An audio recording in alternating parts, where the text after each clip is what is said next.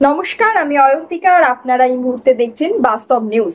বিস্তারিত খবরটি জানতে সম্পূর্ণ ভিডিওটি দেখুন। ধন্যবাদ।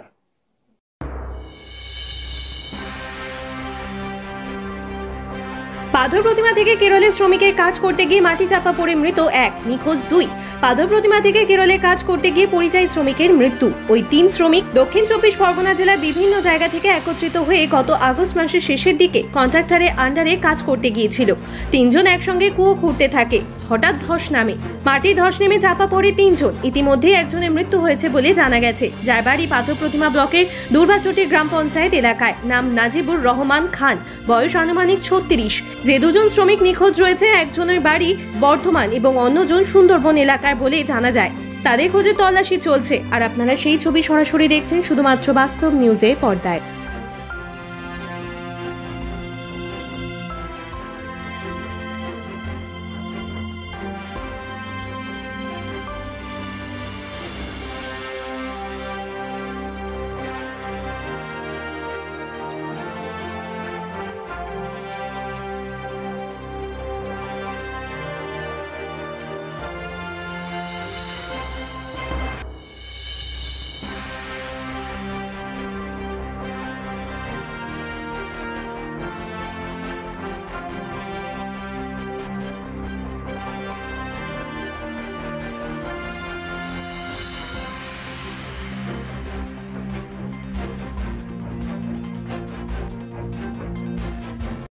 দিদি, শোনা যাচ্ছে আপনাদের এলাকায় একজন ছেলে মারা গেছে। কি হয়ে মারা গেছিল দিদি, একটু বলবে?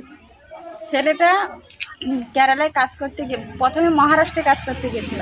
3 ভাই একসঙ্গে কাজ করার পর ওখানে ওনার কাজে পারিশ্রমিক পোষায় না পোষার কারণে উনি চলে গেল কেরালায় গিয়ে এখানকার ওনার মামার বাড়ি হচ্ছে মৌসুনি লোকের সঙ্গে যোগাযোগ করে উনি ওই কেরালার কাজ করতে লাগলো। ওখানে কাজ হচ্ছে ওর এই কুয়োতে জল খাওয়া হয়, ওখানে ওই কুয়ো খোলা।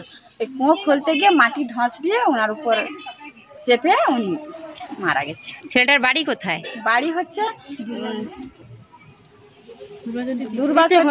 দুর্বাচটি মাইতির ঘেরি বলে ওখানে। আর আপনার নাম দিদি? আমার নাম হালিমা বিবি। বাড়ি দুর্বাচটি 2য় খণ্ড। সমস্ত খবর সবার আগে জানতে অবশ্যই বাস্তব নিউজ চ্যানেলটি follow, like, share and comment করতে ভুলবেন না। ধন্যবাদ।